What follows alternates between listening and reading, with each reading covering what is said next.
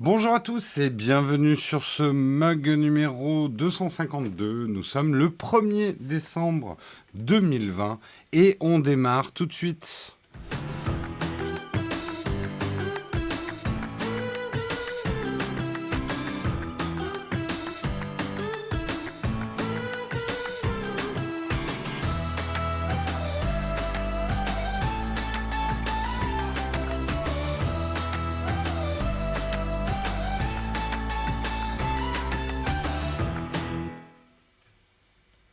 Bonjour à tous, j'espère que vous allez bien. Merci déjà Pierrot Lecon, écoute, hein, au moins c'est dit, pour ton prime il y a une minute. Merci à toi. J'espère que vous allez bien ce matin. On va regarder ensemble de quoi on va parler ce matin. Si l'iPad marche, oui c'est bon. On va commencer, on parlera de Tech for Good, une initiative française s'il en est, avec Apple et Amazon qui se tiennent un petit peu à l'écart des grands signataires d'une charte de bonne conduite. Donc je vous expliquerai un petit peu tout ça.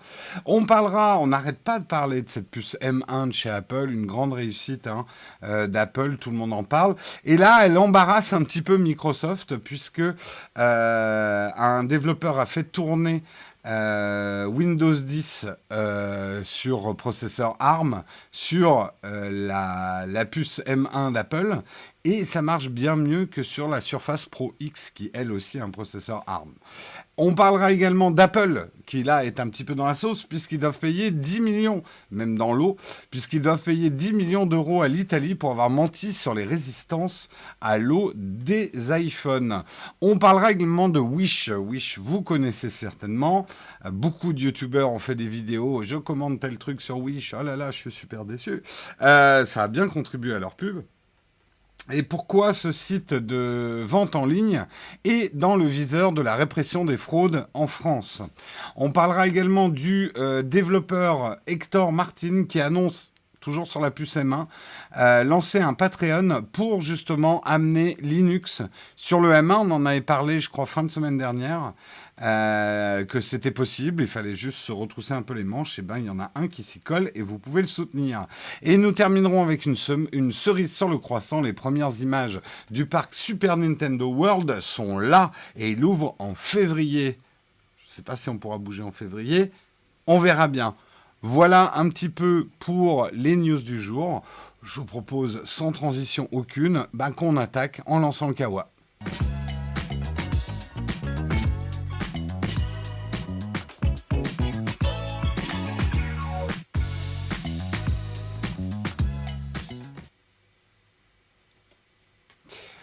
On va commencer en parlant effectivement de Tech for Good, une initiative française qui pour l'instant regroupe 75 groupes et entreprises françaises et étrangères du numérique qui ont signé une charte sur les principes et valeurs qu'ils entendent respecter. Elle sera publiée formellement normalement aujourd'hui, cette charte. Pour l'instant, dans les grands signataires, on a Orange, on a Google, on a Twitter, on a Snapchat, Microsoft, Huawei, Iliad, etc., etc., etc.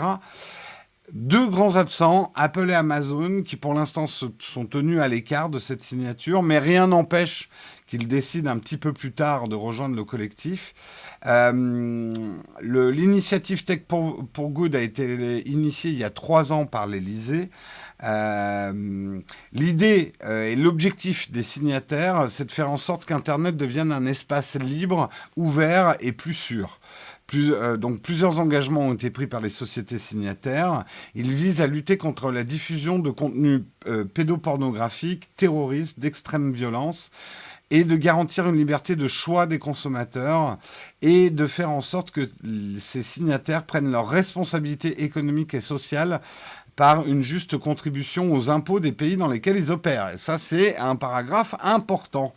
Ces engagements n'ont rien de contraignant. C'est une initiative, on signe. Néanmoins, elle est basée un peu sur la théorie du slip propre pour les chevaliers blancs. C'est-à-dire, si tu signes un truc comme ça, et qu'on trouve une trace de pneu dans ton slip, par rapport à ce sur quoi tu t'es engagé, tu deviens attaquable. Donc, il n'y aura aucune sanction. Quelque part, tout le monde pourra continuer à faire son business comme avant et faire des mauvaises choses. Ce ne sont que des bonnes intentions. On va dire, dans un esprit un peu réaliste, c'est mieux que rien. Et quand même, c'est un engagement qu'elles prennent publiquement. Donc là, par exemple, tous ceux qui écoutent ce matin, vous êtes témoins de leur engagement sur ce truc Tech for Good. Donc si vous voyez effectivement une mauvaise pratique par rapport à cet engagement, et notamment, et c'est pour ça que c'est aussi important, la juste contribution aux impôts, alors c'est une notion floue, qu'est-ce qui est juste comme contribution aux impôts, mais néanmoins, voilà, ils ne peuvent pas se défiler. Est-ce que c'est pour ça qu'Apple et Amazon n'ont pas signé? J'en sais rien. J'en sais rien du tout.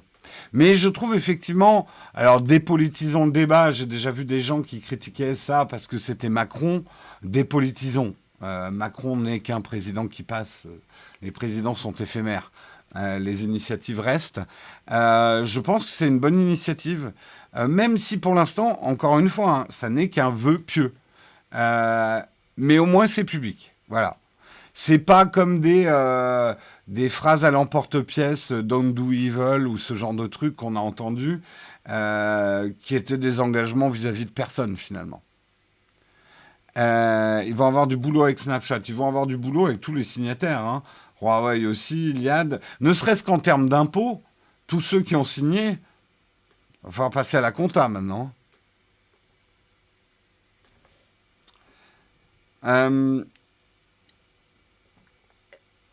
Non, justement, je suis pas d'accord avec toi. Quand tu dis il ne fraude pas, donc l'impôt est juste. Justement, c'est pas écrit les responsabilités économiques et sociales pour une contribution aux impôts légales ou juste. Il y a plus une notion de valeur et de morale justement. Alors, ça veut tout et rien dire, juste. De même titre que injuste. Mais pour moi, justement, il y a plus une notion morale. Salut Nicolas qui doit accueillir ses élèves, donc tu regarderas le replay. Bah écoute, bonjour à tes élèves. Oui, il est assez incroyable ce mug yoga, il est plus grand que ma gueule. Je suis un Yoda. Tiens, je devrais présenter comme ça. Et là, tu arrives à faire un autofocus. Ah ça, là, tu le fais l'autofocus GH5. Là, il n'y a pas de problème, quoi. Tu suis. Bon, bref. Euh, Bientôt un ministère de la morale. Au secours, putain, ça fait tellement vieux truc de père Fouettard. Le ministère de la morale condamne fermement ce gros mot prononcé dans le mug 252. Au secours. Merci beaucoup LNJJJ pour ton Prime. Deuxième mois d'abonnement, on est ravis de t'avoir parmi nous.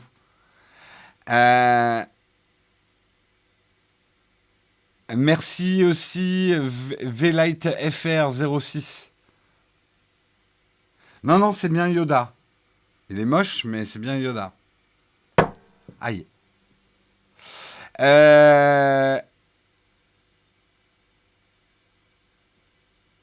Vive les années 50. Ouais, c'est même plus vieux que ça, des gens au ministère de la morale. Allez, on continue dans les articles.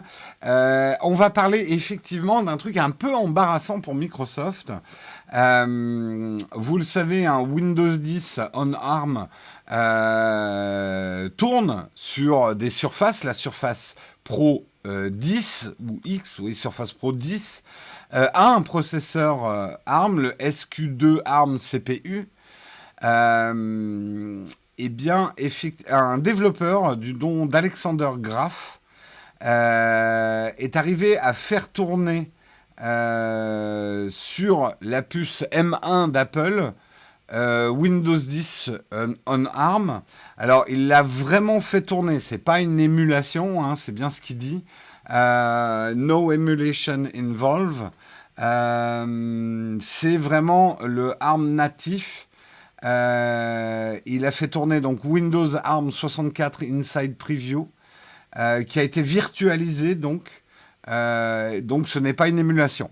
Ne demandez pas exactement ce que ça veut dire, je suis pas assez pro là-dessus. Et en utilisant ce setup, le processeur M1 a atteint un score de 1300 en single core sur Geekbench 5. et à peu près 5400 sur du multicore, alors que le même Windows tournant sur la Surface Pro 10 a obtenu 800 en single core et 3000 en multicore. Donc, c'est quand même beaucoup moins rapide. Et ça, c'est quand même embêtant. Surtout que la Surface X, elle n'est pas vendue pas cher. Hein. Vraiment, Apple bon, moi, c'est vraiment mon analyse en prenant un petit peu de distance. Apple est en train de faire le même coup avec les ordinateurs que quelque part il a fait avec les smartphones. Il est en train de tirer le tapis sous les pieds de tout le monde. Tout le monde a couru après Apple en termes de prix en se disant « Ouais, bah, si Apple fait des prix comme ça, nous aussi, on va y aller. » Apple les a laissés suivre. Et au lieu de continuer à grimper ses prix, parce que quand même, oui, il y a eu une légère augmentation de prix sur certains smartphones de la gamme 12 cette année, mais il y a aussi une diminution sur certains modèles du 12. Et Apple s'est mis à sortir des trucs à moins de 1000 euros, ce qui n'est pas une habitude chez Apple. Là, on a quand même des ordinateurs à moins de 1000 euros qui ont l'air de battre des ordinateurs qui valent beaucoup plus cher. Et ils tirent quand même pas mal le tapis sous la concurrence. Ça va être problématique. Ça va être problématique pour Microsoft. Ça va être problématique pour Intel. Après, ils trouveront des solutions. Hein. Mais l'année est un petit peu compliquée, quoi. Alors, ça, l'article ne le dit pas. Si cette enfin, ces moindres performances, est-ce qu'ils viennent du processeur SQ2 ou de Windows lui-même? A priori, j'aurais envie de dire du processeur, puisque Windows a l'air de tourner avec ces scores-là sur la puce M1.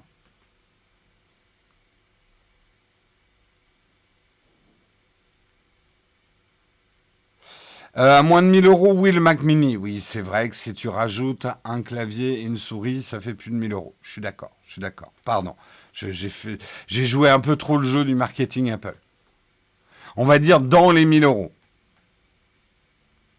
Je ne sais pas combien vaut la Surface 10 en ce moment. Si quelqu'un peut regarder. Combien elle vaut la Surface 10 en entrée? Attendez, je l'ai peut-être. Non, non, je ne l'ai pas.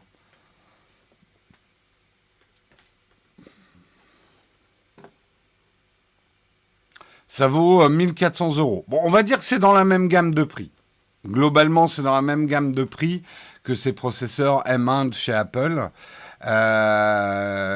Donc, effectivement, certains vont se poser la question. Alors, pour l'instant, Windows, attention, hein, là, il a réussi à faire tourner Windows, mais enfin, c'est pas un Windows que vous pourrez exploiter.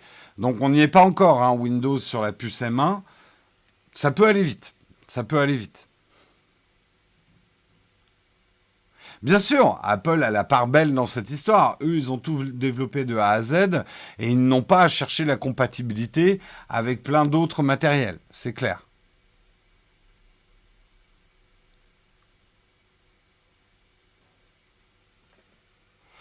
Après, on compare une entreprise de logiciels. Dire que Microsoft n'est qu'une entreprise de logiciels, non, la gamme Surface, ça fait quand même un certain nombre d'années que Microsoft fait du hardware. C'est censé même être les hardware de référence pour l'ensemble du marché PC. Donc, je dirais pas qu'on peut dire que Microsoft n'est une entreprise que de software aujourd'hui. Même si je suis d'accord que c'est leur ADN,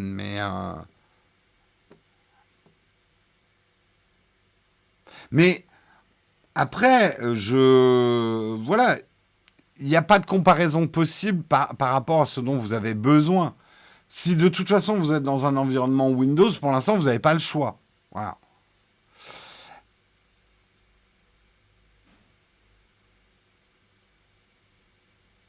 Comparer deux matériels aussi différents, ils ne semble pas sérieux. Il faudrait comparer un boîtier avec un autre, pas une surface.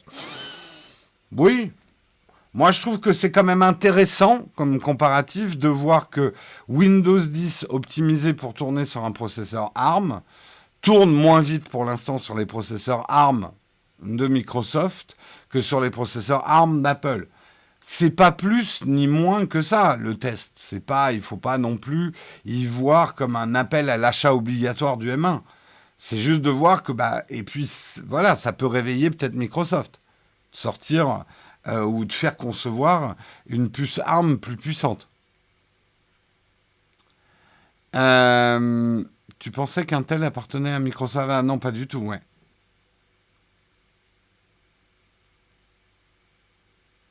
Non, ils font pas de processeur ARM, mais ils ont équipé la surface du processeur ARM. Le SQ2.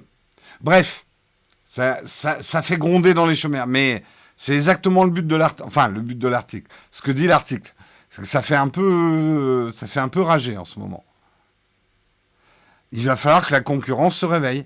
Apple a pris une petite avance sur les processeurs ARM, en tout cas. On va voir, justement, ça va être hyper intéressant de voir comment la concurrence réagit à tout ça. Ben oui, c'est la force d'Apple, mais Microsoft a ses forces aussi. Tout le monde a ses forces. Apple, aujourd'hui, par exemple, il n'a pas une base d'utilisateurs énorme par rapport à Microsoft, hein. Donc tout constructeur, en théorie, a ses forces. Et il y a quand même des questions à se poser niveau recherche et dev sur les concurrents d'Apple. Ouais, c'est pas parce que vous aimez une marque que vous n'avez pas le droit de la critiquer, hein. Et moi, j'ai rien contre Microsoft. Apple, je sais que certains d'entre vous ne le croient pas, mais je les critique quand, à mon avis, ils sont critiquables. Regardez bien, écoutez bien mes tests de produits Apple, ils sont même parfois plus intransigeants qu'avec d'autres. Voilà, tout est critiquable, entre guillemets. Euh, Apple ne va-t-il pas profiter pour vendre ses puces à d'autres constructeurs? On verra. On va voir. On a un autre article là-dessus, donc on reviendra un petit peu dessus. Là, on va parler d'Apple qui est un peu dans la merde et même qui fait plouf. C'est au niveau de l'Italie, puisque Apple doit payer 10 millions d'euros à l'Italie pour avoir menti sur les résistances à l'eau des iPhones. D'ailleurs, quand vous mentez sur les capacités de résister à l'eau, on appelle ça une mente à l'eau. Pardon. Je suis fatigué. J'ai pris qu'un seul café ce matin. Ça va pas. Ça va pas. Ouh. Je suis vraiment désolé. Bref, l'autorité italienne de la concurrence a annoncé lundi 30 novembre avoir infligé une amende de 10 millions d'euros, soit 11,97 millions de dollars, à Apple pour des allégations commerciales trompeuses concernant la résistance à l'eau de plusieurs de ses modèles d'iPhone. On ne valide pas, Jérôme. Non, désolé.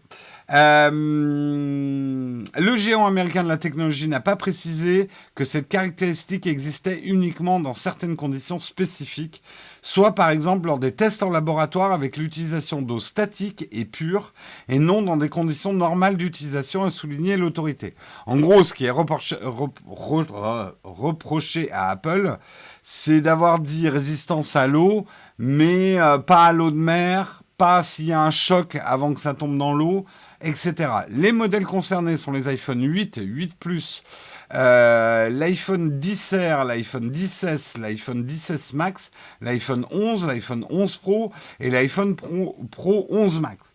Et là, je dois amener mon témoignage. Je ne suis pas italien, mais je suis d'accord avec les Italiens.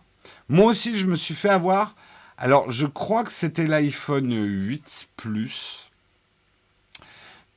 1 ou 2 mois après l'avoir testé, cet iPhone m'a échappé des mains et est tombé dans un évier. Non, en vrai, il est tombé dans mes chiottes, mais on va dire évier, c'est plus classe. Avant que je fasse mes besoins, je précise, avant que les imaginations travaillent. Il est tombé dans les chiottes et il a tapé 2 fois l'émail. Il a fait tonk, tonk, plouf.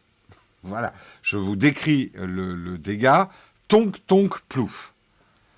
Je le récupère en panique, parce que quand même il m'a coûté cher. Je le sèche du mieux possible. Je le rallume pas tout de suite parce qu'il faut surtout pas le faire. Je l'ai laissé sécher pendant 2 jours sur du sopalin. Je l'ai pas mis dans du riz parce que ça c'est un peu des conneries. Mais bon, bref. Je le sèche.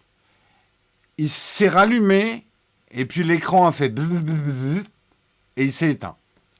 Je fais merde quand même. Ils nous ont fait tout un foin cette année que c'était IP, je sais plus combien là. IP 20 mètres, pas 20 mètres, mais 1 minute d'immersion. Le truc est resté quelques secondes en fait. Je l'amène à l'Apple Store. Les mecs me disent pas de problème, on va regarder. Et ils me disent bah non, il a pris l'eau. Je dis bah, il est juste tombé dans l'eau. C'était, voilà, je lui ai dit, c'est tombé dans les chiottes, quoi. C'est tombé dans une cuvette, je l'ai sorti tout de suite. Et là, vous me dites qu'il y a un dégât des eaux.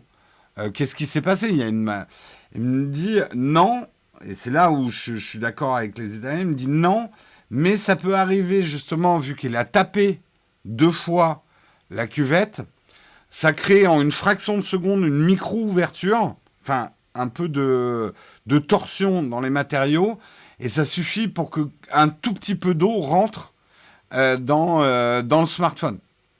En gros, ça peut péter l'étanchéité s'il y a un petit choc avant. Bah merde, bah voilà, je l'ai eu dans le cul Lulu. J'ai dû payer pour le faire réparer.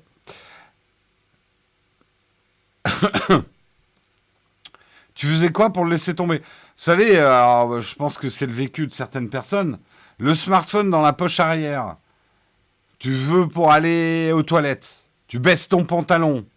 Le truc fait foup, il saute comme un dauphin de ta poche arrière. Foup, il plonge dans l'eau. Ah, voilà, ça m'est arrivé. Voilà, il est étanche si tu le plonges doucement dans l'eau.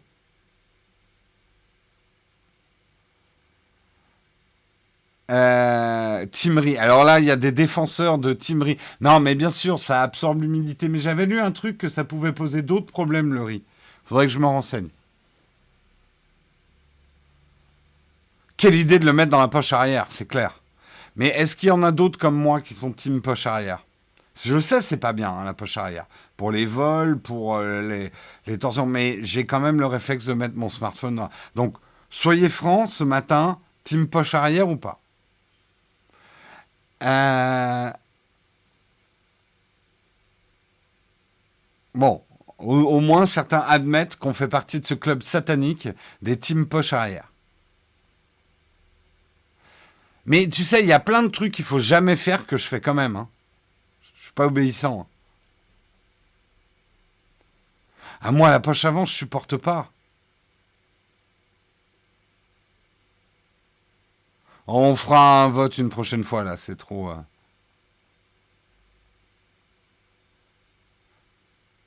Et pensez, effectivement, beaucoup de jeans, notamment pour filles, n'ont pas vraiment de poche avant. Donc, t'as pas vraiment le choix que de le mettre dans la poche arrière. Hein.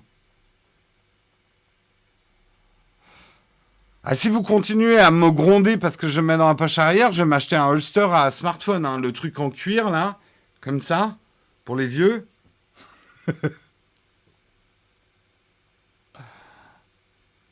Jamais la poche arrière. Il y en a qui sont traumatisés. Traumatisés. Hein, bien sûr, non, mais moi aussi, je me suis déjà. J'ai une tentative de vol de smartphone dans la poche arrière. Hein. Je sais que c'est pas bien. Mais voilà, je le fais. Il y a plein de choses pas bien que je fais.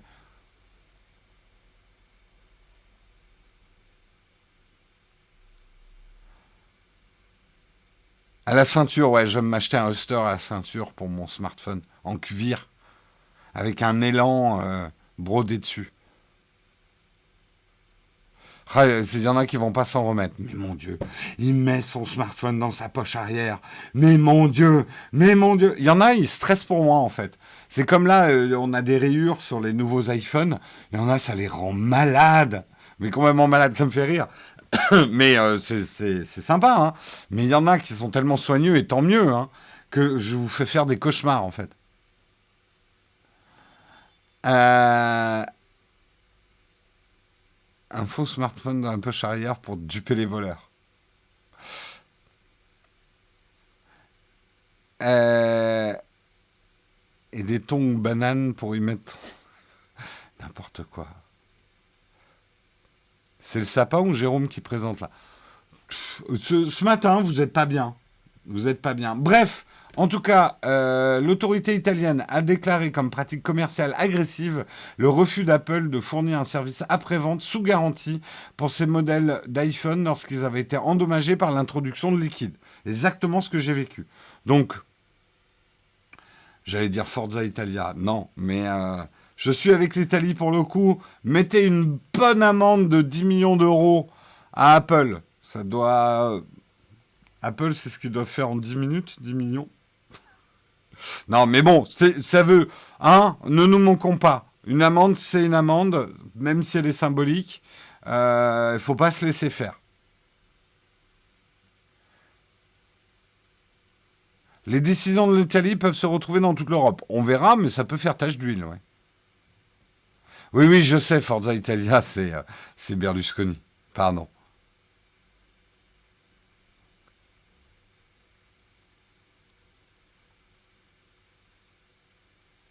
C'est une bonne réflexion, Florian. Le consommateur, non, il ne sera pas indemnisé. Je ne pense pas que les 10 millions vont être redistribués. Alors, peut-être qu'une partie sera donnée à des associations de consommateurs, j'en sais rien, mais les 10 millions ne vont pas retourner dans les poches des consommateurs qui ont eu leur iPhone endommagé par l'eau, quoi. Si tu as le son et pas l'image, je pense que tu dois redémarrer, Flo 645.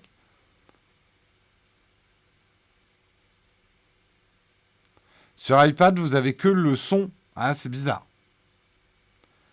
Est-ce que d'autres sont sur iPad? Ah non, c'est toujours Flo. Flo, tu as l'air d'être un cas unique. Redémarre ton appli.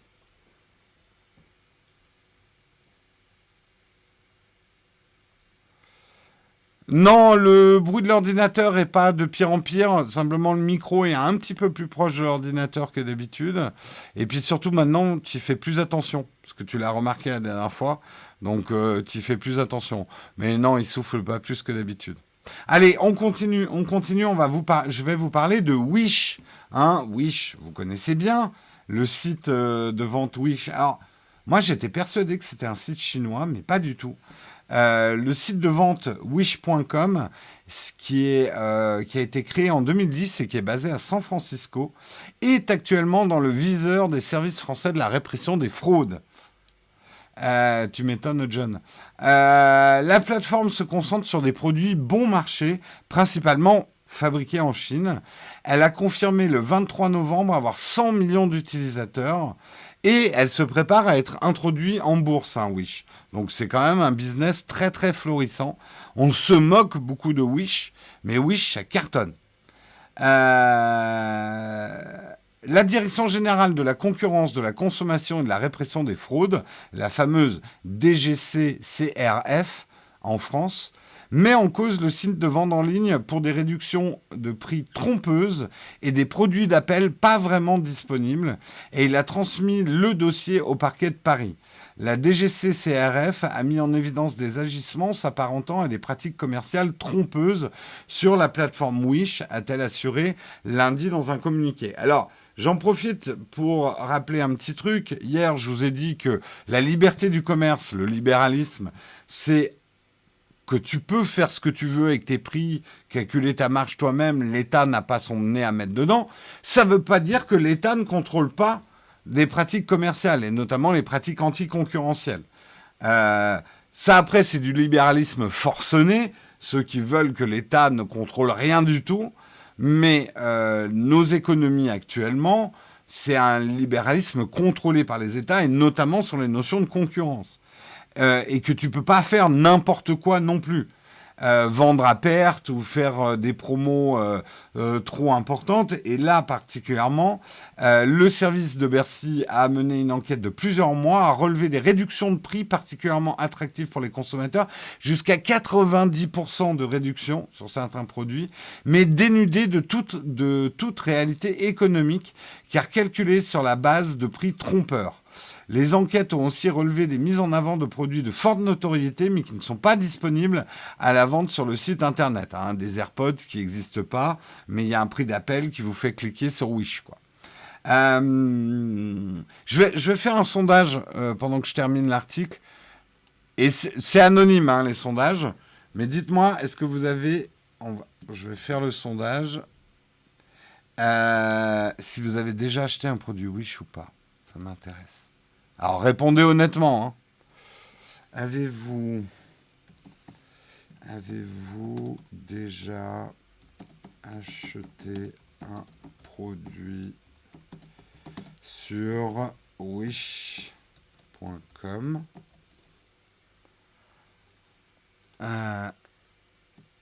Oui. Non. Hop, j'envoie le sondage. Le sondage est lancé. Également, ce que reproche la DGCCRF, c'est que Wish présente des produits avec des logos, des signes distinctifs qui s'apparentent à ceux des marques déposées notoires, notamment pour les articles de sport et les parfums, mais qui sont en nature à induire en erreur les consommateurs. Là-dessus, la DGCCRF est intransigeante. Si vous avez un logo d'une pomme, mais il n'y a pas la feuille, vous trompez. Vous êtes de nature à induire en erreur les consommateurs. Et cette notion d'induire en erreur les consommateurs en créant une ambiguïté entre un produit officiel et le vôtre est largement condamnable. Parce que c'est une pratique anticoncurrentielle. Ces pratiques, si c'est avéré, peuvent conduire à une amende pouvant aller jusqu'à 10% du chiffre d'affaires annuel de la société. Donc ça peut faire mal quand même, hein. A expliqué Romain Roussel, le directeur de cabinet de la DGCCRF. Ce sont des pratiques qui ont l'air relativement massives sur le site, a ajouté Romain Roussel. C'est pour ça que nous avons considéré que ces faits étaient suffisamment graves et qu'ils méritaient d'être transmis au juge. Il a été appuyé d'ailleurs par Cédric O, qui dit effectivement que lui aussi, il a Wish dans le viseur. Ce qui l'a beaucoup énervé, c'est que Wish s'est distingué pendant le premier confinement en vendant des masques qui ne respectaient pas les normes. Ce qui était à la période où on a eu une pénurie de masques, où il n'y avait pas de masques, Wish s'est mis à vendre des masques qui n'étaient pas du tout aux normes, donc quand même hyper dangereux. Les Français qui utilisent l'application pour y trouver du low cost doivent savoir qu'ils y trouvent surtout des arnaques. Donc c'est le secrétaire d'État au numérique qui parle d'arnaque, hein, quand même. Sur Wish. Alors, où est-ce qu'on en est du sondage ? On a quand même 21% qui ont déjà acheté sur Wish. Moi, j'ai jamais acheté quoi que ce soit sur Wish. Hein. Jamais, Alibaba non plus, jamais acheté quoi que ce soit. Alors, Alibaba et Wish, c'est pas la même chose. On est d'accord, mais quand même.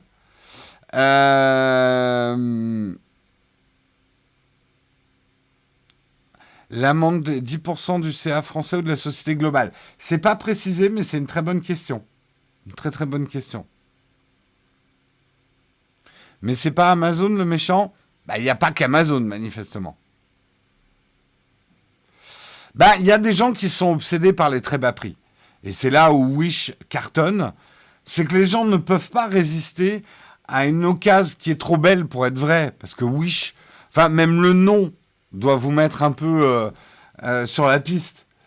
J'aimerais, enfin, c'est un vœu, mais un vœu, ça se réalise en généralement, enfin, peu. La probabilité de réalisation des vœux, même dans les contes de fées, c'est pas énorme. Mais il y a des gens, ils peuvent pas. Mais regarde, là, ces AirPods, ils sont à 10 €. Je peux pas résister des AirPods à... Et tu leur dis, mais c'est des AirPods, c'est pas des AirPods. Regarde, le logo, c'est une poire. Donc tu t'en fous que ça soit 10 €, c'est de la merde. Ça va jamais marcher. Oui, mais c'est 10 €. Boum, il achète.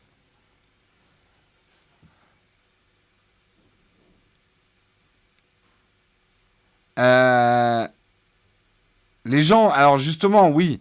Tiens, on va faire effectivement sondage réservé à ceux qui ont acheté. C'est intéressant qu'on fasse un sondage.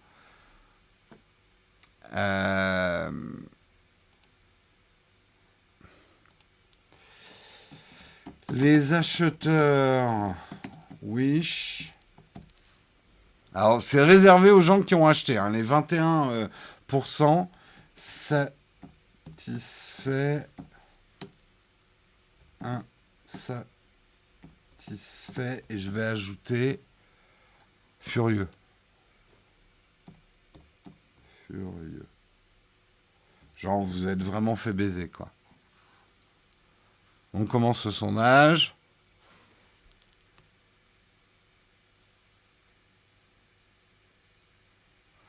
Mince, mon vœu était de rencontrer un jour Jérôme, tant pis, ouais. Je suis un personnage virtuel de toute façon. Sois pas déçu. Donc, les acheteurs Wish, ceux qui ont acheté sur Wish, avez-vous été satisfait, insatisfait ou furieux? Ah, il y a quand même des satisfaits, hein. Comme quoi, il n'y a pas que de la merde, probablement, sur Wish. Mais enfin, quand même, 63% d'insatisfaits, c'est pas très bon.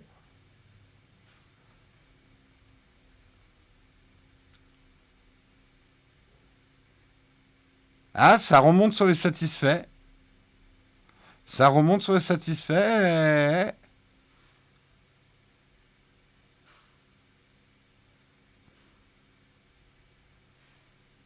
Non, le produit ne reçoit pas la description, ne correspond pas à la...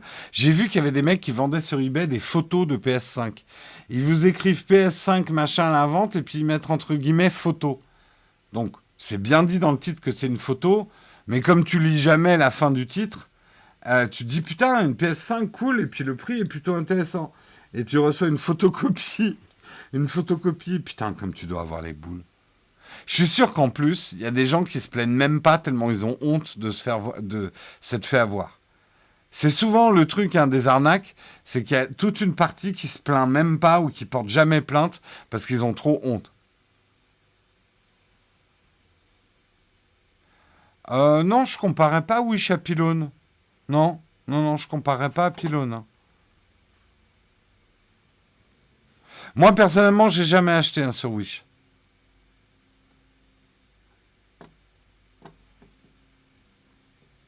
D'un point de vue écologique, pourquoi c'est moins écologique que d'autres? Peut-être les conditions de production. Après, consommer n'est pas écologique, hein, dans l'absolu. Donc, ça va souvent être un problème.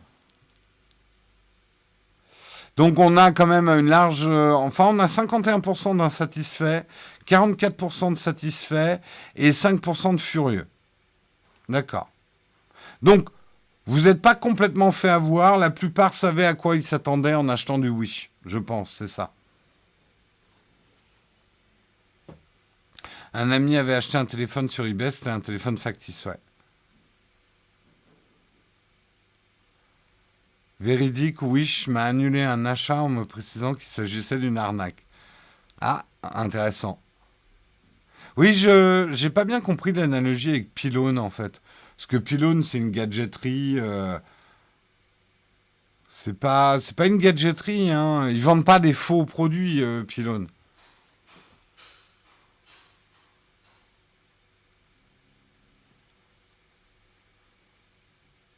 Oui, à la limite, je comparerais plus Wish à la foire fouille. Si vous connaissez la foire fouille. C'est plus ça, quoi. Ou dans une certaine mesure, comment il s'appelle? Un truc vraiment low cost en tech. Mince, je trouve plus le nom.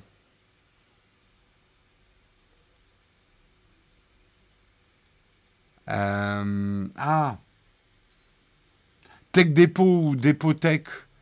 C'est souvent des produits assez bas de gamme. Oui, un peu Jiffy.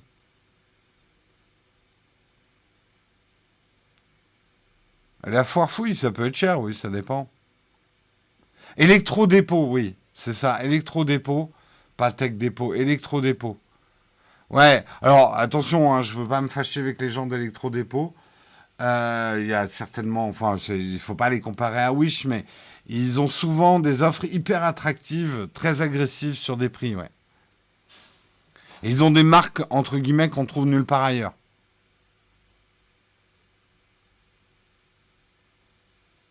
J'ai l'impression, alors c'est peut-être, bon, je me trompe peut-être, mille excuses à Electrodépôt. J'avais l'impression un peu de voir des smartphones dont je connaissais pas la marque et des produits. Ah d'accord, électrodépôt c'est boulanger, ok. Électrodépôt c'est de l'occasion. Ah bah alors je me suis complètement trompé. Mille excuses électrodépôt. Je dois confondre avec un autre truc. Euh, je dois confondre avec un autre truc. C'est du déstockage, d'accord, électrodépôt. Pardon. Alors pardon. C'est des stocks d'invendus, d'accord. Bon bah fake news, effacez ce que je viens de dire. Allez, on continue. Et on va parler de quoi? Je ne sais pas, mon iPad s'est mis en grève. On va terminer en parlant d'Hector Martin. Hector Martin qui annonce qu'il va développer Linux sur ces fameux processeurs M1 Apple. Il a besoin de votre aide. D'ailleurs, Samuel ou si quelqu'un de la chatroom peut mettre le lien vers l'article ou le lien vers son Patreon. Il demande votre aide. Il a dit qu'il arrêterait son Patreon quand il arrivera à 4 000 $. C'est ce dont il a besoin pour rentabiliser le temps qu'il va passer à développer Linux sur les M1. Il veut pas développer juste un truc pour dire, voyez, Linux ça marche. C'est un vrai Linux fonctionnel sur M1.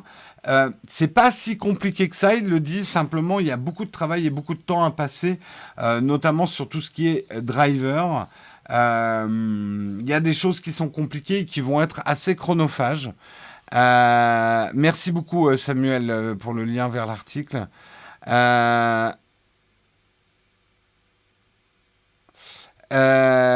Technisavoir, tu vois les points de chaîne, ça te permet de marquer comme tu viens de le faire.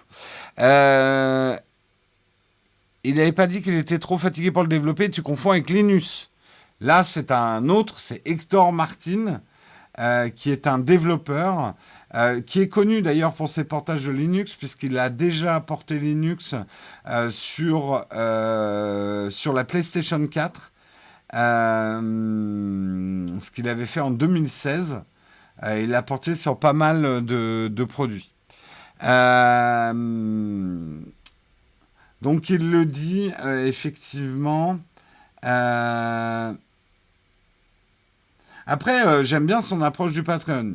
Il dit, moi, il me faut 4 000 $ par mois, 4 000 $ par mois, hein, pour pouvoir faire ce job-là et pas avoir à travailler à côté. Donc, me concentrer à 100% sur ce développement-là. Mais dès que j'aurai atteint 4 000 $ par mois, j'irai pas plus loin. En gros, je bloquerai mon Patreon. Je pense que ça sera plus compliqué que ça parce que tous les trucs de crowdfunding, tu as toujours une érosion tous les mois due aux gens qui oublient de renouveler leur carte bleue. Donc tu es un peu obligé de le laisser ouvert. Mais après, il peut donner son surplus, par exemple à une Asos ou quoi que ce soit, quoi. Jérôme, tu serais chaud pour une expérience Linux pendant un mois? Pas vraiment, professeur Flontus, parce que 90% de mon boulot ne marcherait pas sur Linux. Déjà, tout ce qui est montage vidéo et tout, un jour, on fera peut-être une vidéo, par exemple, Guillaume, qui, lui, connaît bien mieux Linux que moi. Mais moi, en gros, ça voudrait dire que je lâche tout mon boulot pendant un mois.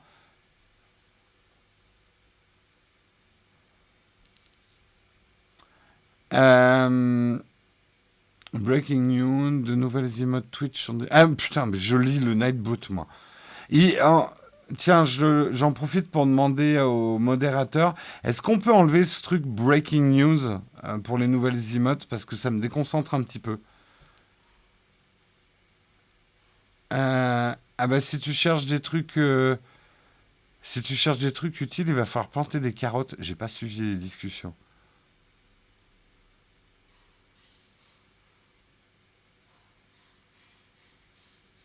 Ouais, mais tu vois, DaVinci Resolve, il faudrait que je réapprenne à monter. Je sais pas monter sur DaVinci.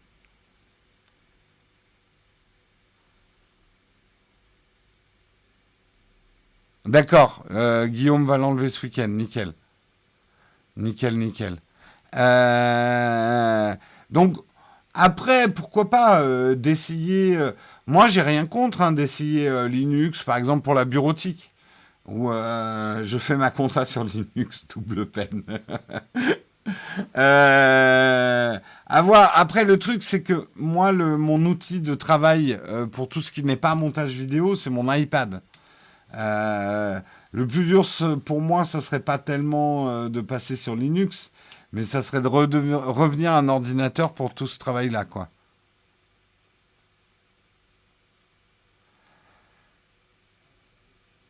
Ouais, disons qu'on a un workflow qui est déjà tendu comme un string au soleil.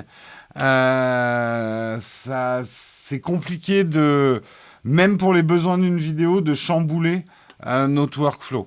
Déjà qu'on a du mal, vous le voyez bien, on sort beaucoup moins de vidéos que d'autres chaînes. Bon, on est un peu voilà, on a une manière de travailler qui est plus lente, voilà. On a un workflow qui est tendu. On compte pas les heures de travail. On est peut-être justement, on va dire des problèmes d'efficacité. On va dire même peut-être d'organisation. Je ne dis pas.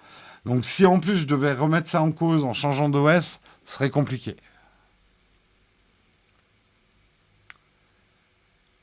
Euh,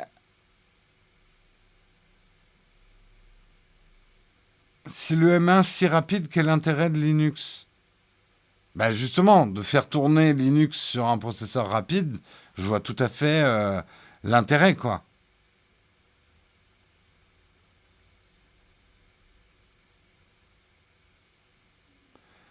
T'as plus de distribution pour faire plus de choses. Ah, mais de toute façon, ça, à la limite, parlez-en à Guillaume, lui, il a déjà utilisé Linux. Moi, j'avoue que j'ai jamais mis les pieds dans Linux.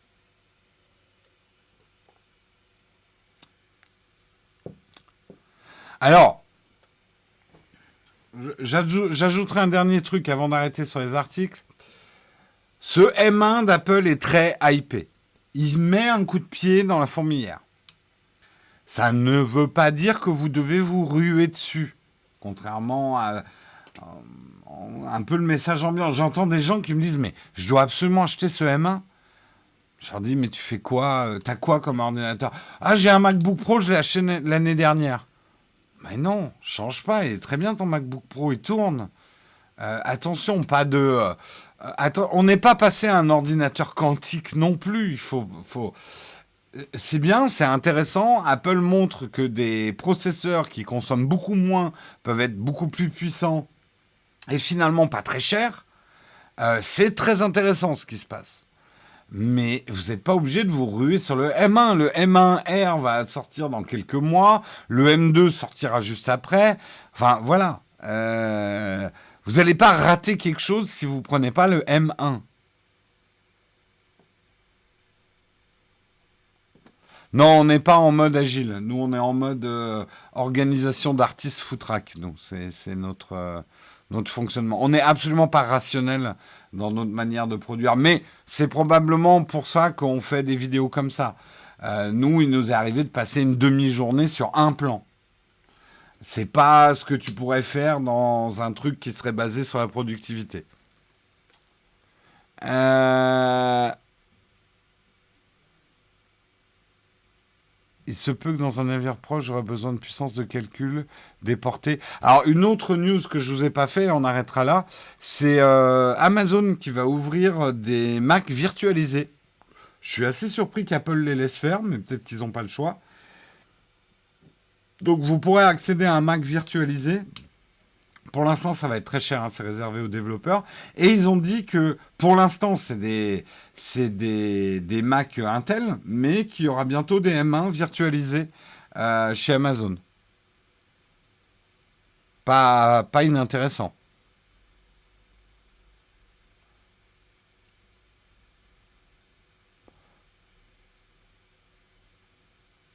Ça existait déjà, mais côté serveur, principalement pour du Ruby. D'accord, merci de l'info, P4. Non, mais là, oui, ça sera pas des sessions. Merci, Sandokan, pour ton sub, troisième mois d'abonnement. Merci à toi. C'est pour faire du CI/CD pour les développeurs. Les développeurs savent. Non, c'est pas des Shadow PC Mac exactement. D'abord, c'est pas le même prix, hein. Guilty 972, merci pour ton Prime.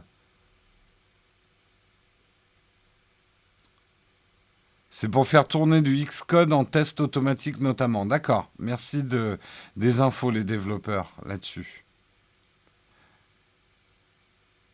Ça voudrait dire qu'Apple prévoit des racks sous main. Bah, il y en a déjà qui y pensent. J'ai vu un mec qui commençait déjà à construire un truc en mettant plusieurs Mac mini en rack, quoi.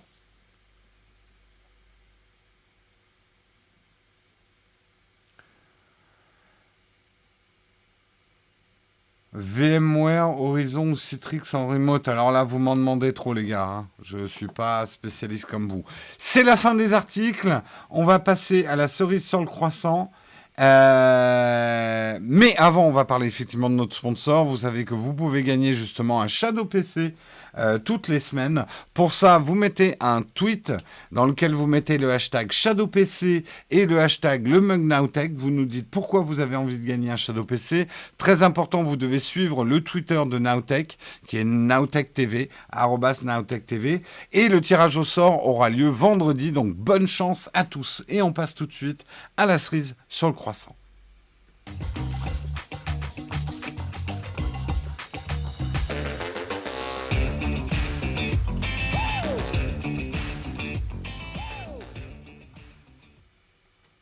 La cerise sur le croissant, on va aller se balader un petit peu au Japon et pas n'importe où, puisque nous avons les premières images du parc Nintendo. Alors, autant vous préciser, avant qu'on se moque de moi, je suis complètement hermétique au monde Nintendo. Ça m'a jamais intéressé, ça a jamais été mon truc, donc je ne sais pas ce que sont les choses qu'on voit.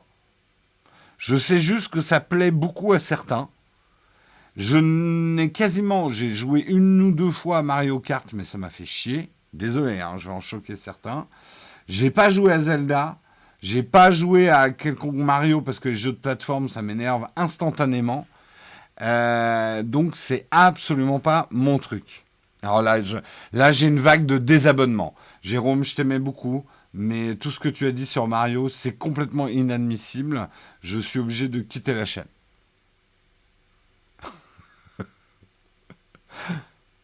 Euh, Désabonnement en masse de la chaîne. Alors, pour rattraper Nowtech, Marion est beaucoup plus fan que moi du monde Nintendo. Il s'y connaît bien mieux.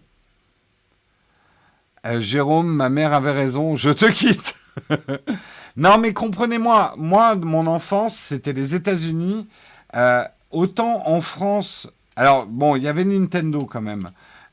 Mais moi, j'étais un tout petit peu trop vieux quand Nintendo est arrivé en masse. Moi, ma culture, elle est plus comics que manga. Je suis plus Marvel que manga. Pour des questions aussi de génération, hein.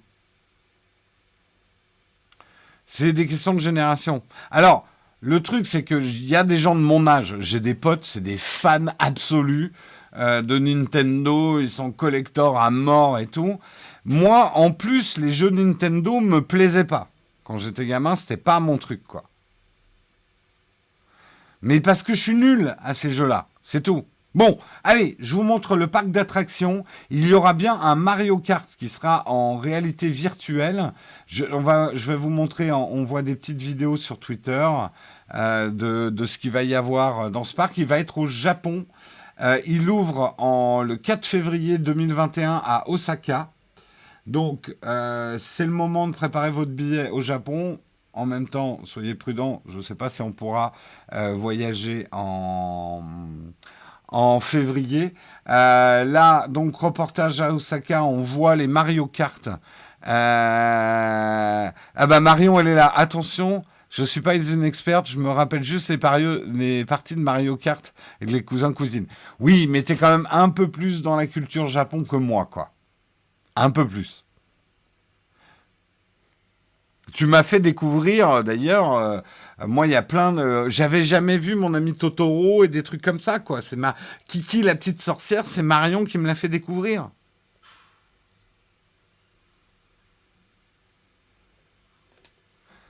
Euh,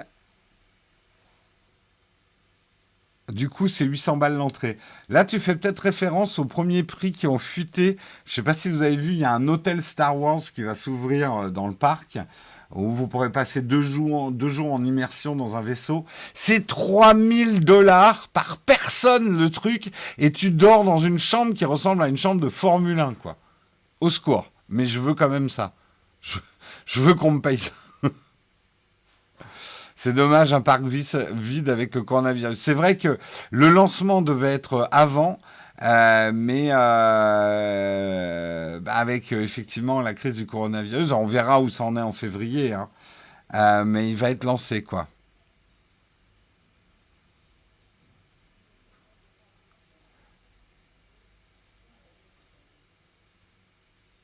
Bonne idée pour y aller au frais de Jérôme. On va envoyer Caribou en reportage. Oh, ça serait drôle. C'est une bonne idée si on avait les sous. On envoie Karina en reportage au Super Nintendo World. J'imagine bien la vidéo, tu sais. Il y a une intro et après on voit plus Karina en fait. Elle a disparu dans le parc. On aura juste l'intro. Elle nous aura vaguement mis les fichiers sur un cloud quelconque. Euh, Bonjour, alors je suis en direct du parc Nintendo World pour Nowtech. Au revoir. Et de temps en temps, on voit Karina qui repasse devant la caméra en faisant boing, boing, boing. Ce serait très drôle, n'empêche. Ce serait très très drôle. Euh, Tu choisis, c'est ça ou le yacht? Je prends le yacht, hein, moi.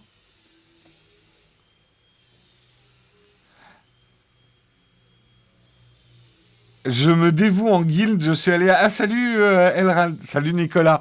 Tu te dévoues en guilde, t'es allé à Osaka, tu connais. Allez, on vous amène tous à Osaka, au Fren. Et là, j'entends mon téléphone qui sonne deux fois. Cédric et la compta. Jérôme, tu vas arrêter tes conneries. Oui, la perceuse, bonjour. Je m'engage à faire une intro uniquement au Osaka, exactement. Bref, ça a l'air bien excitant. Je vous montre quand même Voilà, ça c'est la pub officielle de l'ouverture du Nintendo World Universal Studio Japan. Euh, Ça a l'air bien kiffant quand même, hein. Moi j'irais bien voir, hein.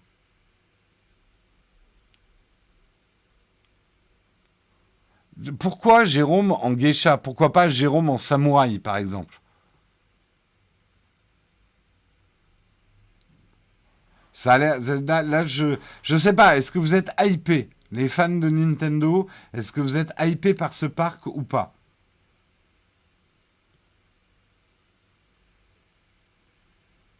Je parle aux fans de Nintendo. Après, je comprends que les gens qui sont pas fans de Nintendo, ça leur fasse ni chaud ni froid. Yep.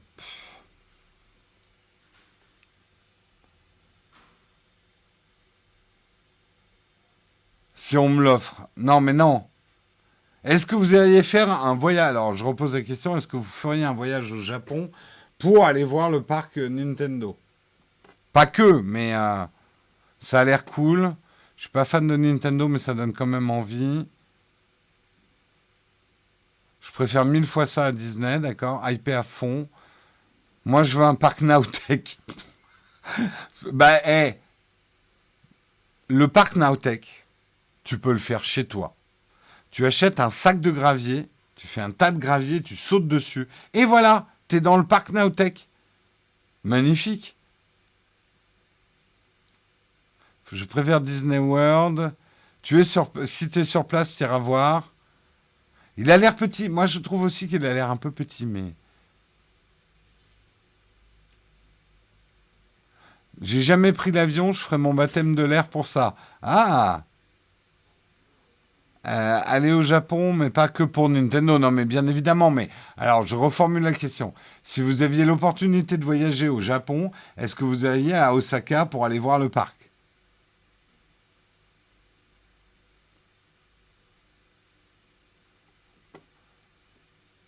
Pas que pour le parc. Je ferai pas. Pardon, j'ai mal lu, Alix. Tu feras pas ton baptême pour ça, d'accord. Moi aussi, Ghibli et Mario Kart, d'accord. La vente de gravier Stonks.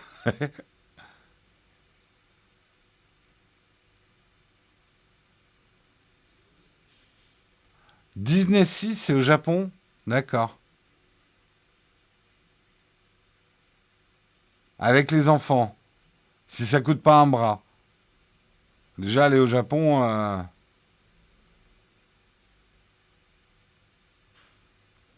moi, j'avoue, par contre, ouais, le Japon, pour manger, je ferais bien un voyage gastronomique au Japon. Pas que. J'irais bien visiter une usine d'objectifs aussi au Japon. J'aimerais bien aller au Japon. Ça, c'est clair que j'aimerais bien aller au Japon. J'ai déjà fait quelques pays en Asie que j'ai adoré, mais j'ai pas encore fait le Japon. Quand tu veux, on tourne des vidéos là-bas. Ouais, moi j'aimerais bien, hein. Mais bon, faut financer ça, hein. Faut trouver du bon sponsor, hein. Va falloir en vendre du Rhino Shield, les gars. Euh, là, je veux qu'il n'y ait plus aucune personne qui regarde Nowtech qui n'utilise pas un lien d'affiliation. Voilà. Affiliation obligatoire. D'ailleurs, pensez-y si vous faites des achats en ce moment. Hein, n'oubliez pas nos liens d'affiliation pour qu'on parte au Japon. La Corée aussi m'intéresse. La Chine, beaucoup moins. Mais j'ai des a priori sur la Chine. Mais la Corée aussi m'intéresse. Euh,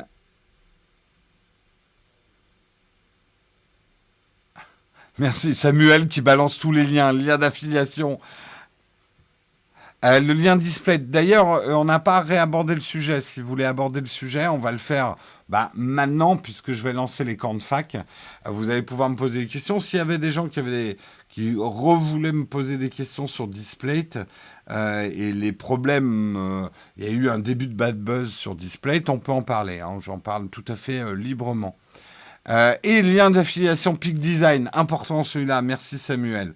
Allez, on passe tout de suite au camp de fac.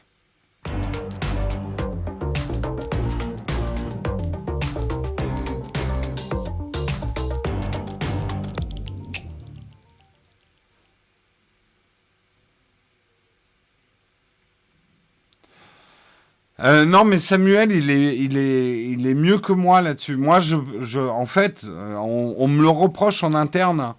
Je parle pas assez de l'affiliation. Je suis pas assez. Je vous pousse pas assez à contribuer. Je suis pas très bon à ça, en fait. Je sais pas bien le faire. Et heureusement qu'on a des gens comme Samuel et toute l'équipe hôtesse qui sont là aussi pour vous ramener des liens pour tout ça. Euh, ouais, en display, je pense que... Alors, mon avis. Mon avis, c'est qu'il y a un réel problème dans la rémunération des artistes sur ces sites-là. Pour moi, il n'y a pas que Displate. Je veux bien qu'on fouille chez Displate et des usages abusifs des artistes, mais ok, mais alors tous les vendeurs de t-shirts, tous les vendeurs de posters, on les passe au peigne fin. Parce que, je le sais, hein, les fan arts qui sont vendus ou les artistes qui sont payés une misère, il n'y a pas que Displate. C'est ça que je veux dire. J'ai un peu la même réaction qu'Amazon.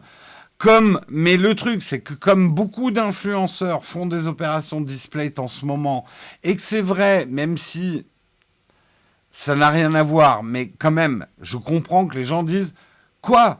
Les influenceurs sont mieux payés que les artistes qui ont fait l'illustration sur le poster. En fait, bon, c'est juste que c'est pas les mêmes postes d'attribution. En fait, Display utilise les influenceurs comme force de vente. Ils n'ont pas de vendeurs chez eux. Ils ne payent pas des vendeurs, Displayed. Ils payent des influenceurs comme force de vente. C'est pas le même poste que la rémunération des artistes. Donc, mais je comprends aussi parce que par contre, je trouve que 9% pour les artistes, c'est pas assez. Et je le dis et je prends fait et cause pour eux. Je suis un ancien créatif. Je travaillais là-dedans.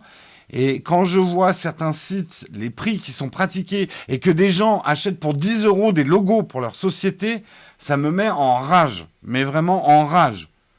Il y a eu une telle érosion des prix pour les travaux artistiques, de design, etc., que je ne peux pas cautionner ça. Donc, deux choses. D'abord, display dans la sauce, ok, mais qu'on aille fouiller chez tous les autres vendeurs de t-shirts, de mugs, etc. Deuxièmement, de dire que le problème n'est que Displayed parce que beaucoup d'influenceurs, un créatif, Tev, d'autres, Nota Bene, je crois que Nota Bene, il a fait un truc Displayed. Moi, on a fait des opérations Displayed. Du coup, ça donne une visibilité à Displayed et il fait un peu paratonnerre du problème. Ça ne veut pas dire qu'il n'y a pas de problème. Mais ce que je dis juste, c'est est-ce que Displayed, c'est l'unique boîte qui a le problème? Et troisièmement, par rapport à nous, les influenceurs qui ont fait des opérations Displayed, je le dis en toute humilité. Aujourd'hui, moi, en tout cas ma société, n'a pas les moyens de payer une équipe juridique ou même une personne qui s'occuperait du juridique, qui serait capable d'analyser les business models de chacun de nos sponsors.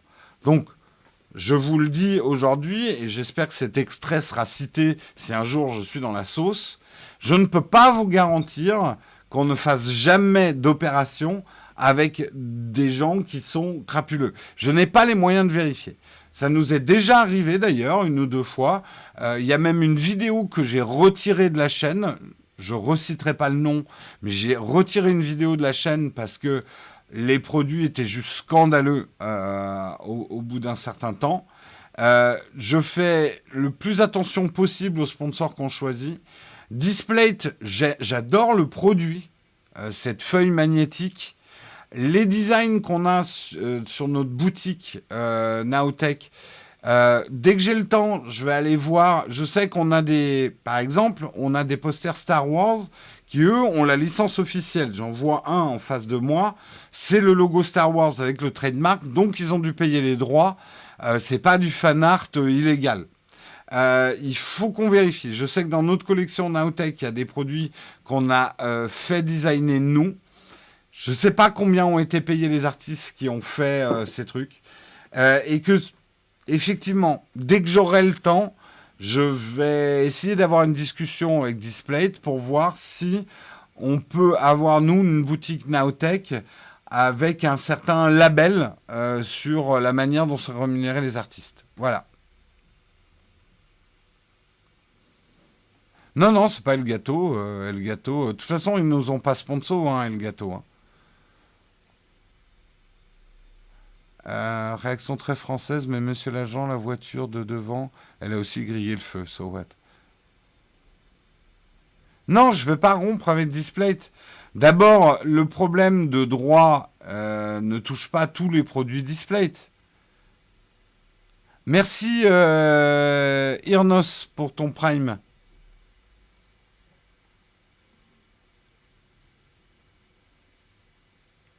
Donc on se dit qu'une entreprise n'est pas libre d'avoir sa stratégie. Si elle est libre, mais moi aussi je suis libre de l'avoir en sponsor ou pas. Carte marron, je sais pas ce que tu essayes de démontrer là. C'est pas parce que les autres font la même chose qu'il faut pas réagir. Non. Oh là là.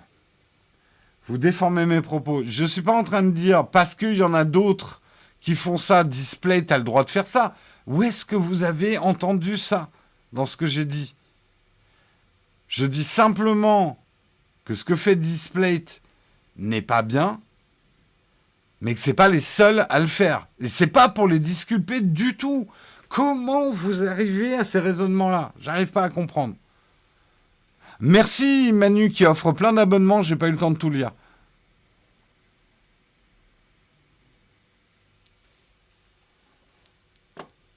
C'est des affaires complexes parce que c'est vrai que des artistes ont accepté certaines conditions. D'abord, il y a plusieurs problèmes. D'abord, il y a le vol d'art. Des artistes se retrouvent avec des œuvres que certains particuliers leur ont piquées, qu'ils ont mis sur le site de Displate et que Displate n'a pas vu que c'était une œuvre volée ou n'a pas vérifié assez si c'était une œuvre légale ou pas, et du coup a permis à un particulier de voler un artiste. L'autre problème, c'est effectivement combien il rémunère les artistes.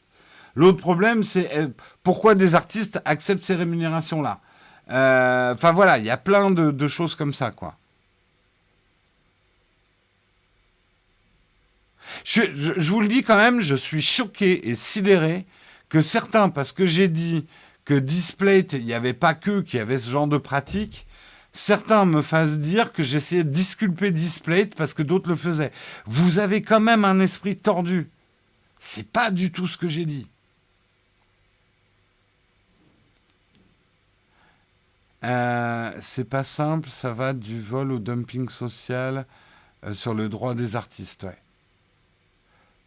La seule chose que j'ai dit, et repassez-vous le live, à moins que je me sois trompé dans mes mots, c'est que ces pratiques-là, et ce n'est pas les cautionner, il n'y a pas que Displate qui les fait. Et si Displate est dans la sauce aujourd'hui, c'est parce que Displate sort d'une grande campagne avec les influenceurs. C'est tout ce que j'ai dit.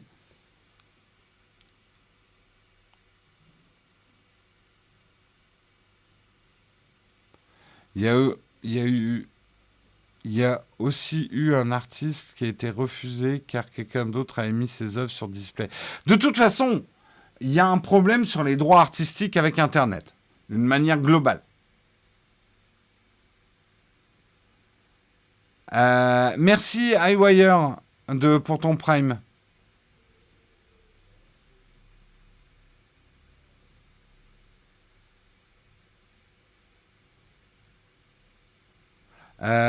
Non, pas toi à titre perso de Naotech, mais en gros, je trouve ça grave aujourd'hui qu'on remette en cause des stratégies de pricing sur des boîtes qui montent alors qu'il y a des gros qui marchent sur des artistes, on leur fait pas autant de scandales sur les réseaux sociaux. C'est là où il faut pas sous-estimer. Je dis pas que c'est l'unique explication. Les influenceurs vous énervent. Et je comprends pourquoi. Les influenceurs vous énervent et que dès qu'il y a et ces pubs répétitives que font les influenceurs agacent. Et il y a quand même... et encore une fois, je ne condamne pas. Je pense que c'est la responsabilité aussi des influenceurs qui en ont peut-être trop fait sur certains trucs. Mais qu'aujourd'hui, pouvoir attaquer même de manière passive-agressive un influenceur, c'est très dans l'air du temps. Et là, par exemple, l'attaque Displate, il y a un moment, j'avais envie de dire, quand l'attaque Displate, le bad buzz autour de Displate, j'ai l'impression que certains en profitaient surtout pour prendre à partie des influenceurs. Ah, vous avez vu, Displate, c'est des voleurs. Machin chose avec ta chaîne YouTube qui a fait une pub. Tu pouvais pas être au courant que c'était des voleurs? Non, c'est là où je dis on n'a pas une équipe juridique qui a farfouillé sur les pratiques. On devrait, mais on n'a pas le temps. On n'est pas comme des groupes de presse avec des équipes juridiques qui pourraient vérifier les choses, quoi.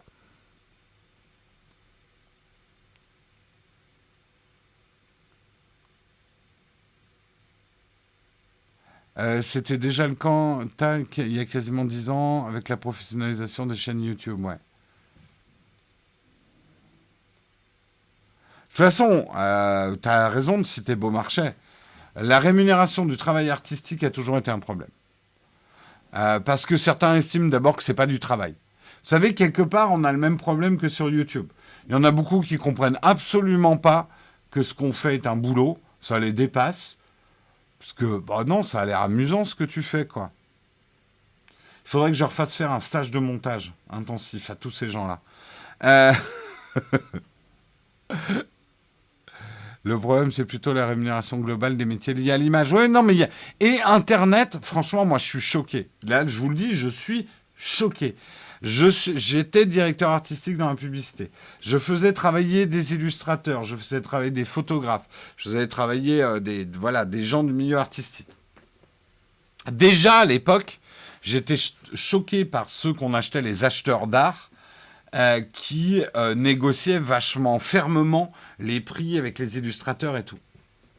Quand je vois les prix aujourd'hui qu'acceptent des illustrateurs, mais c'est divisé par 10 par rapport à mon époque. Mais vraiment divisé par 10. Internet a tout nivelé par le bas. Parce que tout le monde veut du gratuit. Personne ne veut rien payer. Il n'y a plus de monétisation. Donc on chope une illustre à droite, à gauche, une photo, ah, c'est bon, t'as appuyé sur le bouton, ça vaut rien, mec. Tu vas pas me chier une pendule. De toute façon, tu l'as déjà mis sur Instagram, ta photo, donc c'est bon, je peux la mettre. Je vais quand même pas payer pour une photo, ça va pas. Enfin voilà, on a ce genre d'abus et on est tous sur cette chaîne-là. Tous, nous qui voulons un Internet gratuit de qualité. Est-ce qu'on n'a pas contribué aussi à ce phénomène? Alors, on s'est beaucoup éloigné de la problématique Displate. Et encore une fois, je ne suis pas en train de dire qu'il n'y a pas un problème avec Displate. Pour l'instant, j'attends d'avoir un peu de recul. On en discutera avec Displate. Nous, on n'a pas fait de promo récemment sur le Displate. On garde toujours notre boutique Displate. On ne rompt pas nos contrats. Mais il est probable, avant que je remette Displate en avant, qu'on demande quelques engagements de la part de Displate. Voilà.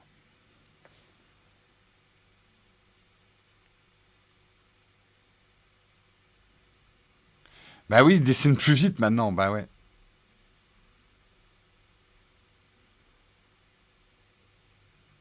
Je veux pas, ça ramène sur l'histoire de Léo Duff dont vous parliez hier, mais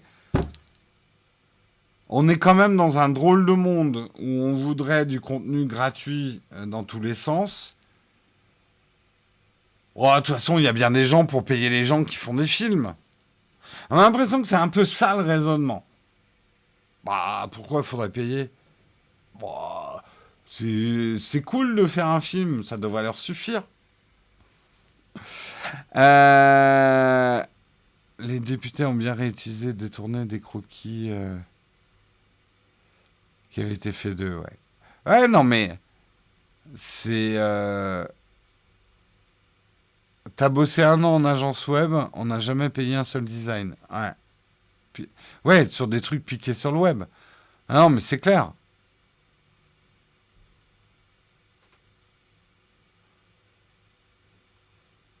Euh, ouais, pour la faire courte, pour moi, il n'y a rien de scandaleux dans ce qu'a fait Léo Duff. Lâchez-lui la grappe. Il a fait une vidéo où il explique comment il a configuré son Plex. Euh, il ne le dit pas explicitement, mais bon, après, personne n'est naïf des plateformes Plex. Pour moi, il ne fait pas de l'incitation au piratage, mais c'est des sujets compliqués. C'est des sujets compliqués. Moi-même, j'ai fait du Plex. Moi-même, j'ai piraté, je vous le dis là en direct. J'ai piraté des films. C'est quelque chose que je fais plus. Je trouve que maintenant, avec les plateformes de streaming, je suis largement, moi en tout cas, je suis largement couvert. Je n'ai plus besoin de pirater. Et donc, j'ai plus besoin de plateformes type Plex, etc. Euh, Est-ce que ça mérite un bad buzz? Est-ce que ça mérite un buzz tout court? Moi, je pense pas, mais bon.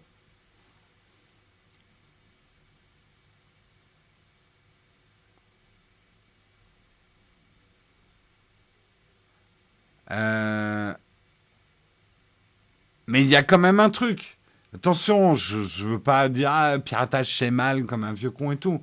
Mais vous commencez à réaliser, je pense que produire du contenu est un travail.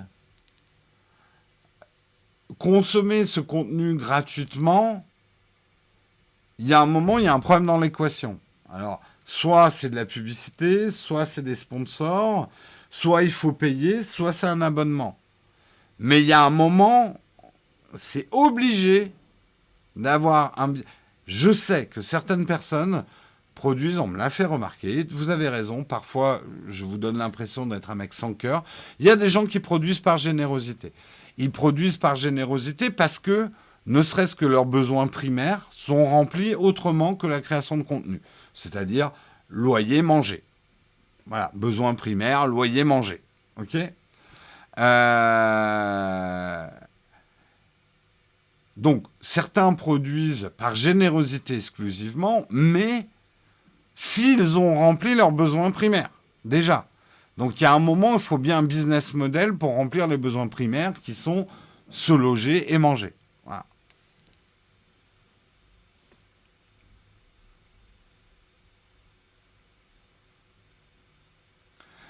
C'est comme les clients qui veulent modifier la vidéo que tu leur livres pour y ajouter des logos et des horreurs. Non, on touche pas à ça. Ah, ça, Alix, le rapport client créatif, ça c'est encore autre chose. Perso, je faisais du contenu payant et gratuit pour le plaisir de voir qu'on utilisait mes créations. Non, mais tu peux. Et je vais vous dire, moi, nous, Naotech, bien évidemment, on essaye de vivre de ce qu'on crée. Mais, et c'est pas pour nous jeter des fleurs, on en fait beaucoup plus que ce qui nous rémunère. Euh, on fait des vidéos sans sponsor. On fait beaucoup, beaucoup de choses et on se donne beaucoup, beaucoup de mal parce que c'est beaucoup plus une passion qu'un métier alimentaire, ce qu'on fait. On essaye juste d'avoir l'alimentaire dans notre métier passion. Est-ce qu'il faut nous condamner pour ça? Certains diront oui, j'entends. Certains qui disent tu devrais avoir un boulot alimentaire à côté et ne faire ça que par passion. Parce que pour eux, les deux doivent être séparés. Moi, je pense pas. C'est mon opinion. Tu légitimes le piratage et tu parles de bien rémunérer les créateurs à 30 secondes d'intervalle. Bonjour les contorsions.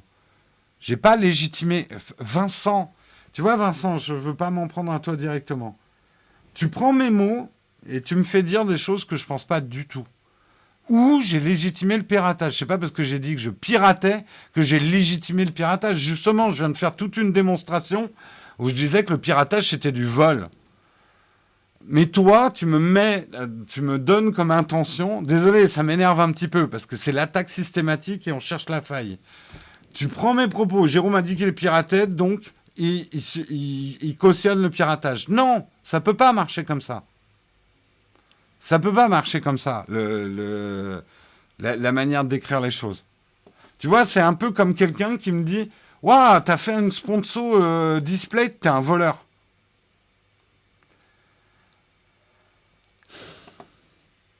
Bref. Ce sont des questions différentes de piratage et la rémunération des auteurs. Tout à fait, on est parti dans une grande sauce. Hein. Mais où j'ai défendu la vidéo indéfendable de Léo Duff. D'abord, c'est quoi une vidéo indéfendable? C'est toi le juge, d'abord. Euh, j'ai dit la vidéo de Léo Duff n'est pas une caution directe du piratage. Indirect peut-être, on peut avoir un débat. Incitation peut-être, on peut avoir débat. Mais je trouve que c'est une tempête dans un verre d'eau. Voilà, c'est tout, c'est ce que je dis. Ou, dans ce que je viens de dire, j'ai cautionné le piratage. Explique-moi.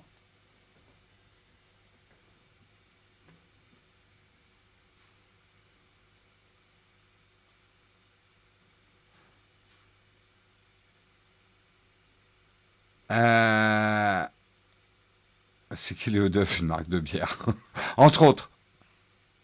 Ah oui, oui, Léo a bien réussi son coup. Hein. Il a créé de la Discord. Bah, Léo a toujours construit. Il te dira le contraire. Hein. Mais il a toujours construit sur la polémique. Et il a eu raison. Et elle est intelligemment faite. C'est brillant ce qu'il écrit. C'est malin. C'est un malin, c'est sûr.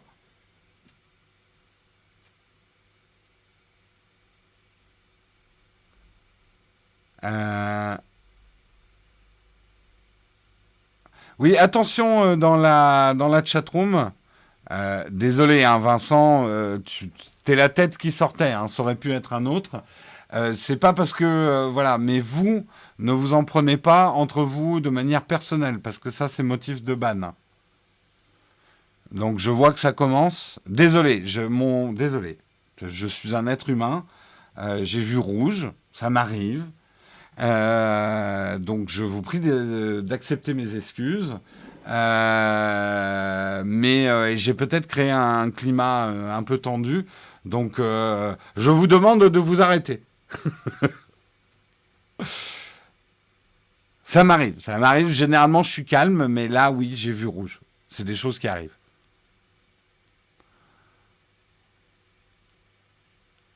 Mais vous n'avez pas les mêmes droits que moi. Moi, je peux faire des attaques nominatives, vous n'avez pas le droit. On n'a pas les mêmes droits, c'est injuste.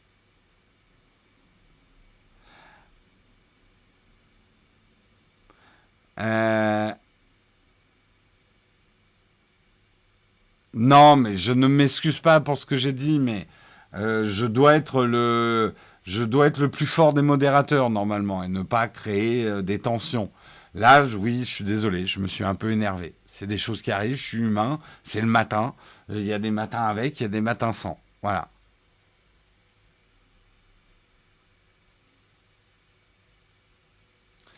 Karina qui carry. C'est Karina. Oh putain, je vais te faire un t-shirt, Karina. Karina. Euh,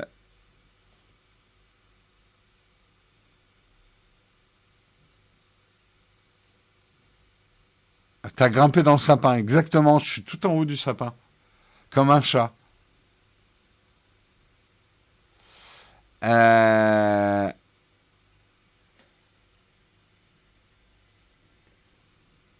Jérôme n'est pas un robot, et oui, désolé de vous l'annoncer. Bon, sur ce, hein, j'ai un tournage à faire aujourd'hui.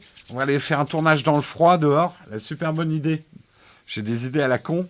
On se retrouve vendredi pour ma part, mais demain, vous retrouvez Marion. Ça sera probablement encore au smartphone, hein, demain, Marion. Je préfère vous prévenir, on n'a absolument pas eu le temps de travailler sur le problème. Guillaume, ça sera jeudi. Et donc moi, je vous retrouve vendredi. Que vous dire d'autre? Il y a une vidéo, alors surtout amis photographes, il y a une vidéo qui sort normalement ce matin. Je vais m'attaquer à la mise en ligne tout de suite après ce mug, qui va sortir vers 11 heures, que Guillaume a fait. Je vous en dis pas plus. Vous la découvrirez tout à l'heure à 11 heures. Je vous fais des gros bisous. Je vous retrouve vendredi. Soyez bons, soyez forts. Ciao, ciao tout le monde. Oui, je vais faire un raid après le générique de fin. Je vais voir qui on peut raider. Bisous. Ciao tout le monde.